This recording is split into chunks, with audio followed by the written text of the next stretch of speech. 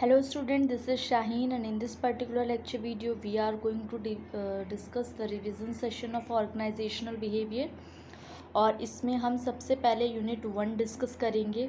तो स्टार्ट करते हैं unit 1 that is the organizational behaviour. होता क्या है ऑर्गेनाइजेशन का बिहेवियर। अब आप लोगों से बहुत इंपॉर्टेंट चीज़ डिस्कस करने वाली हूँ। जो भी एक लेक्चर वीडियो मैंने ऑर्गेनाइजेशनल का बिहेवियर का अपलोड किया है उसको स्किप मत करना। मैक्स टू मैक्स जितना भी मैंने कंटेंट आप लोगों को ऑलरेडी प्रोवाइड किया है, चाहे वो रिलेटेड है आपका ऑर्गेनाइजेशनल बिहेवियर का, इंटरनेशनल बिजनेस से रिलेटेड है या जो भी सब्जेक्ट्स हैं, उन सबको गो थ्रू करना without any skip. Okay, now start करती हूँ मैं। All organizations be these business, educational और गवर्नमेंट आर सोशल सिस्टम। जितनी भी ऑर्गेनाइजेशन होती है, चाहे वो बिजनेस से रिलेटेड मानो, चाहे वो एजुकेशन से, चाहे वो गवर्नमेंट से, चाहे वो सोशल सिस्टम हो, लोगों के द्वारा चलाया जाता है। और जो भी काम लोगों के द्वारा होगा इट मीन्स उसमें ह्यूमन का बिहेवियर, नेचर इंक्लूडेड होगा। ह्यूमन का बिहेवियर और नेचर उसकी ऑर्गेनाइजेशन पे भी डिपेंड करता है। दैट इज़ वाई हम ऑर्गेनाइजेशनल बिहेवियर को इंक्लूड करते हैं। अगर मैं इसकी डेफिनेशन की बात करूं तो there is no animal more difficult to understand than man. Leonardo सेल्विटी ने बोला है कि जो कोई भी एनिमल इतना डिफ़िकल्ट नहीं है समझना जितना डिफ़िकल्ट मैन है। ठीक है, उसके बाद भी उन्होंने अलग अलग ऑथर्स ने अलग अलग डेफिनेशन दी है। आप ये डेफिनेशन को रेफ़र कर सकते हो। Organizational behaviour is directly concern with understanding predictions. देखो, किसी का भी बिहेवियर आप इजीली अंडरस्टेबल नहीं कर सकते, लेकिन हम अंदाज़ा लगा सकते हैं, हम प्रेडिक्ट कर सकते हैं और predict and control of human behaviour in organization. Organizational behaviour एक अंदाज़ा लगाता है और ह्यूमन के बिहेवियर को कंट्रोल करके रखता है। क्योंकि अगर मैं ह्यूमन के बिहेवियर को कंट्रोल करूँगी तो मेरी organization to the bottom, to the top पहुँच जाएगी। ठीक है, ऑर्गेनाइजेशन के बिहेवियर को समझना बहुत ज़रूरी है।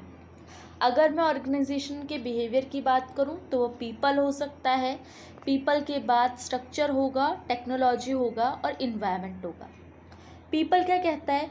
पीपल में एक इंडिविजुअल भी इंसान आ सकता है, ग्रुप भी आ सकता है। एक पीपल को समझने के लिए उसका बिहेवियर क्या है।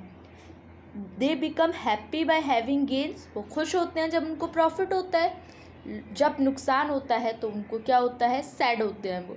तो ये कुछ ऐसी कैरेक्टरिस्टिक्स हैं जो कि पीपल के बारे में हमें पता होनी चाहिए।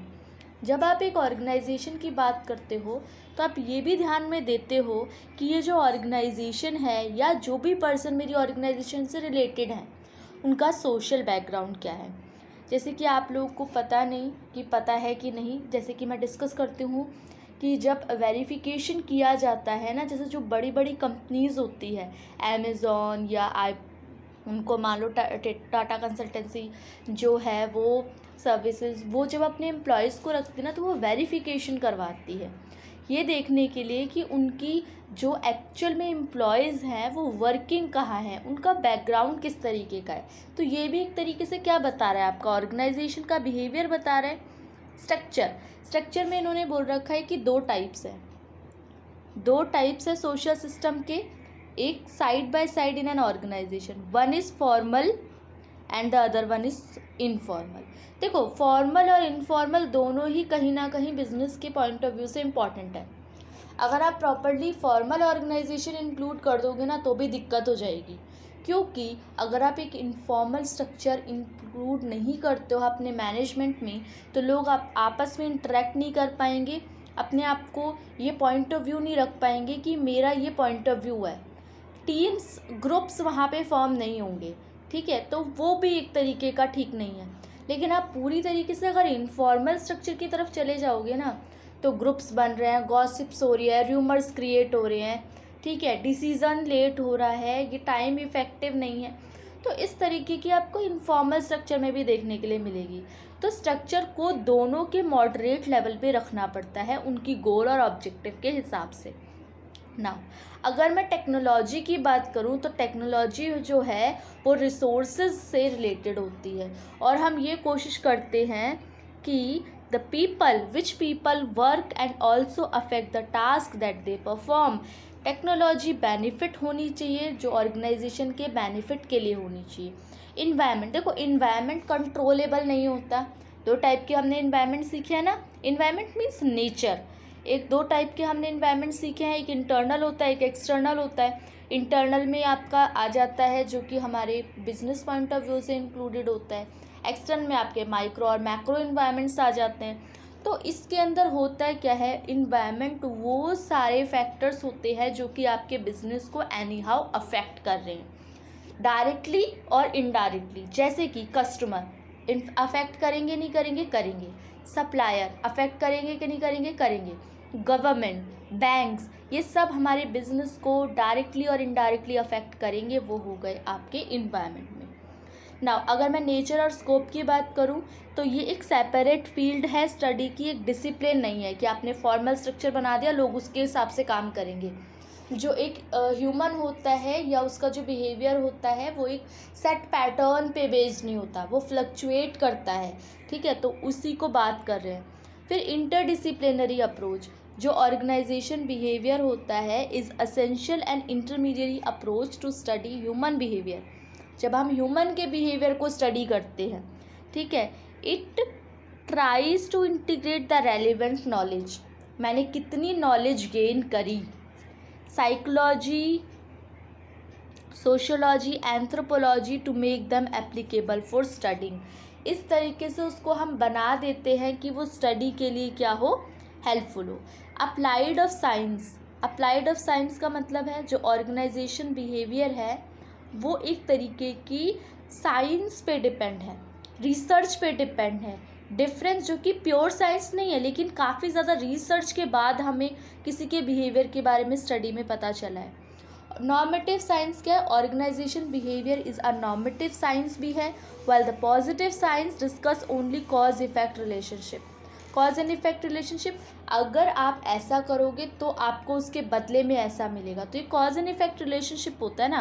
Humanistic and optimistic approach, humanistic means nature और ऑप्टिमिस्टिक मीन्स आशावादी, जिसमें मोटिवेशन इंक्लूडेड है। आप एक मशीन को तो मोटिवेट नहीं कर सकते ना, उसको मोटिवेट करोगे वो अच्छा काम करेगी और अगर वो डिमोटिवेट होगी तो बुरा काम करेगी, नहीं।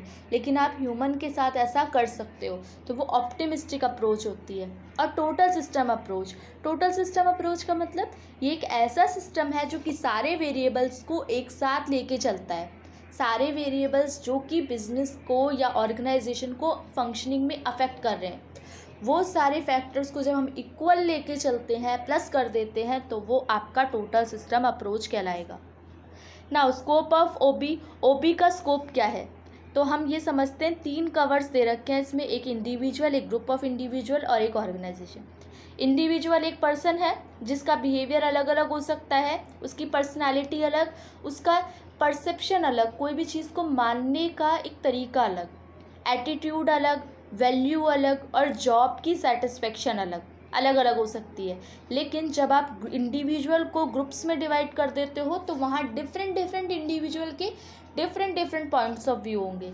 फिर वहाँ पे आपकी ग्रुप की कॉन्फ्लिक्ट शुरू होगी, थोड़ी बहुत मतभेद शुरू होगी, लीडरशिप, पावर एंड पॉलिटिक्स, ये सब शुरू हो जाएंगे। और ऑर्गेनाइजेशनल स्ट्रक्चर कहीं ना कहीं ग्रुप ऑफ इंडिविजुअल से ही बना हुआ होता है, जिसके अंदर क्या आती है, formation of organization structure, culture and culture development. ये सब हैं आपके स्कोप, स्कोप पढ़े थे ना हमने, स्कोप ऑफ आईबी। फिर नीड, हम क्यों आईबी पढ़ते हैं। अच्छा, सबसे पहला मेन एम देखो यहाँ पे अलग अलग दे रखा है कि अगर आईबी की हम स्टडी करते हैं तो हम खुद को अच्छे से समझ सकते हैं। सेकंड देखो, अगर हम आईबी की स्टडी करते हैं तो हम मैनेजर अपने एम्प्लॉय को अच्छे से समझ के उसको मोटिवेट कर सकता है ताकि रिज़ल्ट अच्छा आए। थर्ड क्या बोल रहे हैं, थर्ड कह रहे हैं कि ऑर्गेनाइजेशन बिहेवियर को समझना इसलिए ज़रूरी है ताकि हम ह्यूमन के नेचर को समझ पाए, ताकि उससे रिलेशन अच्छे बना सके। फोर्थ पॉइंट कहता है जो मोस्ट पॉपुलर रीज़न है ऑबी को स्टडी करने का, ये है कि हम ह्यूमन के बिहेवियर को प्रेडिक्ट करें। अगर सपोज आप मोटिवेट करते हो एक इंसान अच्छा काम करता है, अगेन आप मोटिवेट करते हो वो अच्छा काम करता है, तो आपको पता लग गया कि भाई इसका बिहेवियर ही यही है, मैं इसको मोटिवेट करूँगा तो ये अच्छा काम करेगा। तो ये क्या कहता है, ये भी हम ऑर्गेनाइजेशन बिहेवियर से ही समझ पाते हैं। Next is all organization are run by man. Obvious, सारे ऑर्गेनाइजेशन, कोई तो मशीन मेड है नहीं। अच्छा, टेक्नोलॉजी आ रही है, लेकिन अभी आज की डेट में बात करो तो कोई भी ऐसी ऑर्गेनाइजेशन नहीं है जो कि मैन के विदाउट द मैन काम करती हो। तो उस सिनेरियो के अंदर आपको ये समझना पड़ेगा कि आपका जो रिज़ल्ट है वो बेटर तभी आएगा जब आप उस ऑर्गेनाइजेशन को लोगों के पॉइंट ऑफ व्यू से समझना शुरू कर दो, लोगों को यूटिलाइज करना शुरू कर दो। ठीक है। अच्छा, इसके बाद कंट्रीब्यूटिंग डिसिप्लिन टू ओबी, ये इतना इम्पॉर्टेंट नहीं है लेकिन फिर भी देख लो क्या क्या कंट्रीब्यूशन दी है ऑर्गेनाइजेशन बिहेवियर ने। साइकोलॉजी, जब हम माइंड किसी के ऑर्गेनाइजेशन बिहेवियर किसी के माइंड को इन्फ्लुएंस करना। Discipline that has greatest influence in the field of OB, psychology. Sociology means society के पॉइंट ऑफ व्यू से जब हम बात करते हैं। एंथ्रोपोलॉजी मीन्स जब हम सोसाइटी की स्टडी करते हैं। तो ये समहाउ रिलेटेड है, किससे रिलेटेड है, ओबी से। फिर इन्होंने बोला है कि और सोशल साइंसेस कौन सी हैं, जिसके अंदर साइकोलॉजी, सोशियोलॉजी, एंथ्रोपोलॉजी और भी कई सारी की, पॉलिटिकल साइंस, हिस्ट्री, इन सब की बात करते हैं। चैलेंजेस क्या है। अच्छा, ओबी के अंदर लोगों को चैलेंजेस क्या होते हैं। देखो, अलग अलग इंडिविजुअल का अलग अलग परसेप्शन है, उसके मानने का तरीका अलग है। कोई इजीली चेंज को अडॉप्ट कर पाता है, कोई नहीं कर पाता। तो डाइवर्सिटी है, और डाइवर्सिटी में आपको काम करने में थोड़ी डिफ़िकल्टी होगी। अच्छा, हर एक का जो स्टाइल है, लाइफस्टाइल, वो अलग है, उनके कल्चर अलग है, उनकी फैमिली नीड्स अलग है, उनका वर्क स्टाइल अलग है। तो जब अलग अलग होते हैं तो हमें थोड़ी सी दिक्कत आती है उन चीज़ों को मैनेज करने में। डेमोग्राफिक ऑफ वर्कफोर्स का मतलब क्या बोल रखा है कि जो डेमोग्राफिक की कैरेक्टरिस्टिक्स है, जो वुमेन कहीं पे हाई प्रोपोर्शन में ज्वाइन करती हैं, कहीं पे यंग ज़्यादा काम कर रहे हैं, कहीं पे जो एक्सपीरियंस पर्सन है वो ज़्यादा काम कर रहे हैं, हस्बैंड वाइफ जो काम कर रहे हैं उनकी चेंजेस आना, उनकी टेंडेंसी में चेंज आना। ठीक है, इन सब को बताया हुआ है। तो थोड़ा सा डिफ़िकल्ट हो जाता है जब आप डिफरेंट डेमोग्राफिक वर्कफोर्स के साथ काम करते हो। एम्प्लॉय की एक्सपेक्टेशन, देखो मेरी हो सकती है अलग एक्सपेक्टेशन हो स्टूडेंट से। सपोज़ मेरी जो एक्सपेक्टेशन है स्टूडेंट से, या अगर मैं एक ऑर्गेनाइजेशन में हूँ तो मेरी जो सेटिस्फेक्शन है वो ये होना चाहिए कि मुझे स्टेटस अच्छा खासा मिल जाए, भले ही मेरी सैलरी कम हो, मुझे रिस्पेक्ट बहुत सही मिलनी चाहिए। लेकिन कोई ऐसा भी इंसान हो सकता है जिसको मनी की ज़्यादा नीड हो, वो कहे कि मुझे सैलरी पैकेज अच्छा मिले, भले ही उसकी मतलब इतनी रेपुटेशन वगैरह नहीं हो, स्टेटस वगैरह नहीं हो, वो मल्टीटास्किंग है, ज़्यादा काम कर रहा है। तो एम्प्लॉय की एक्सपेक्टेशन भी अलग अलग हो सकती है। फिर क्या बोल रहे हैं, एवर एक्सपेंडिंग और ग्लोबलाइजेशन, ग्लोबलाइजेशन बढ़ रहा है, तो ग्लोबलाइजेशन में कहीं ना कहीं मल्टीनेशनल कंपनीज आती है, और जो मैनेजर्स होते हैं वो फ्रीक्वेंटली ट्रांसफ़र करते हैं दूसरी कंट्रीज़ के अंदर। Aspiration and attitudes from the one they were use to back in the former country, दूसरी कंट्री के अंदर। नंबर देखो, सेकंड बोल रखा है कि even in their own country, खुद की कंट्री में भी जो मैनेजर है have to work with superiors, लोगों को काम करना पड़ता है, अपने से ऊपर वालों के साथ भी, अपने से नीचे वालों के साथ भी। ठीक है, who were born and brought up in different culture. तो वहाँ पे मैनेजर को ये प्रॉब्लम होती है कि वो उनको कैसे मोटिवेट करे और कैसे मोटिवेट नहीं करे। उन सब चीज़ों में जो भी प्रॉब्लम्स आती है वो हो जाती है ग्लोबलाइजेशन की एक्सपेंडिंग टूवर्ड इम्प्रूविंग क्वालिटी। अब आपको इन सब के साथ साथ सबको मैनेज भी करना है और क्वालिटी मैनेजमेंट भी मेंटेन करना है। तो उस सिनेरियो के अंदर आपकी कहीं ना कहीं क्वालिटी के साथ कॉम्प्रोमाइज़ हो जाता है। ऑर्गेनाइजेशन बिहेवियर के प्रोसेस को 3 कैटेगरी में बच्चों बांटा गया है। Number 1 top level manager, middle level manager और लोअर लेवल मैनेजर। ये हायरार्की है, और हायरार्की को इसी तरीके से रिप्रेजेंट करते हैं और यही आपका काम बनाते हैं। ऑर्गेनाइजेशन के मॉडल्स की बात करूँ तो यहाँ पे 4 मॉडल दे रखे हैं। ठीक है, इन चारों को हम इसके थ्रू डिस्कस करेंगे सो दैट कि आपको ये इजीली अंडरस्टेबल हो, और अगर इससे शॉर्ट नोट बने या डिफरेंस बने आप दोनों ही पॉइंट ऑफ व्यू में लिख सको। चलो स्टार्ट करते हैं। अगर मैं इसको तो ऐसे दिख नहीं पाएगा, वेट अ सेकेंड, इसको ऐसे करते हैं। चलो स्टार्ट करते हैं इसको। अगर मैं ऑटोक्रेटिक की, कस्टोडियल, सपोर्टिव और कॉलेजियल की बात करती हूँ, तो बेसिस ऑफ मॉडल इसका पावर होता है। पावर मीन्स ऑटोक्रेटिक लीडर या ऑटोक्रेटिक बिहेवियर ऐसा होता है जहाँ पे रिजिड होता है, ये काम ऐसे करना है तो ऐसे ही करना है, शक्ति, पावर आ गई उसके पास। इकोनॉमिक रिसोर्सेज के बेसिस पे काम करता है। ये वाला मॉडल लीडरशिप के बेसिस पे काम करता है, और ये मिलजुल के, मिली जुली सरकार बोलते हैं ना एक तरीके से, मिलजुल के काम करता है। अच्छा, अगर ये मिलजुल के काम करेगा तो ये टीम वर्क को इन्फ्लुएंस करेगा, इसका जो बिहेवियर होगा। देखो उसके बाद दूसरा वाला पढ़ते हैं, मैनेजरियल ओरिएंटेशन। अगर इसके पास पावर है तो इसके पास अथॉरिटी भी होगी। अगर इसके पास अथॉरिटी है तो इसके एम्प्लॉय ओबीडियंस मीन्स एक वर्क फॉर्म में भी होंगे, और एम्प्लॉय का जो साइकोलॉजिकल रिजल्ट है वो बॉस पे डिपेंड होगा। क्यों? क्योंकि मैं उनको अपनी मर्जी चलाने ही नहीं दूंगी। कल को वो कुछ गड़बड़ करके आएंगे, फिर उनको मैं वापस भेज दूंगी, नहीं ये काम ऐसे तो ऐसे होना चाहिए। फिर वो कुछ गलत करके आएंगे तो फिर मैं उनको गाइड करूंगी। तो वो किस पे डिपेंड कर रहे हैं? मुझ पे डिपेंड कर रहे हैं। नाउ अगर मैं कस्टोडियल की बात करूँ तो इकोनॉमिक सोर्सेज पे, मनी पे डिपेंड करते हैं। ये जो है इनका जो एम्प्लॉय ओरिएंटेशन है वो सिक्योरिटी और बेनिफिट की डिमांड करता है, और ये बॉस पे डिपेंड नहीं करते, ऑर्गेनाइजेशन पे डिपेंड करते हैं। अगर मैं सपोर्टिव की बात करूं तो लीडरशिप इसका बेस मॉडल है, और जो मैनेजरियल ओरिएंटेशन है ये सपोर्ट पे ज़्यादा मैनेजमेंट वर्क करता है। और इसमें एम्प्लॉय की ओरिएंटेशन जब जॉब की वर्क परफॉर्मेंस होती है, और लास्ट में जो एम्प्लॉय का साइकोलॉजिकल रिजल्ट है वो उसकी पार्टिसिपेशन से डिसाइड होता है, ना कि वो बॉस पे डिपेंड करता है, ना वो ऑर्गेनाइजेशन पे डिपेंड करता है। जितनी पार्टिसिपेशन होती है उनकी उसके हिसाब से डिसाइड होता है।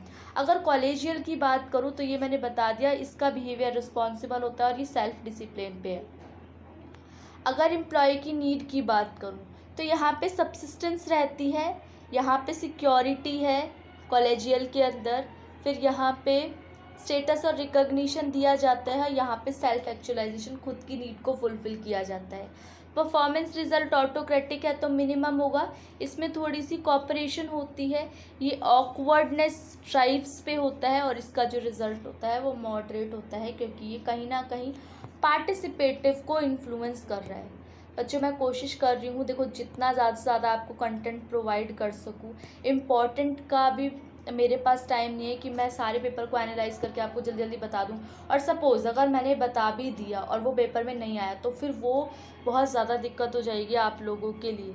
इसीलिए अभी सारी की सारी जितनी रिवीजन लेक्चर दे रही हूँ, 15 मिनट 20 मिनट उसको गो थ्रू करो, और उसको एक तरीके से अपने माइंड में सेट कर लो, ये आपका टारगेट होना चाहिए। अब आप लोगों से नेक्स्ट लेक्चर वीडियो में मिलेंगे। Thank you for watching and be happy. Bye bye.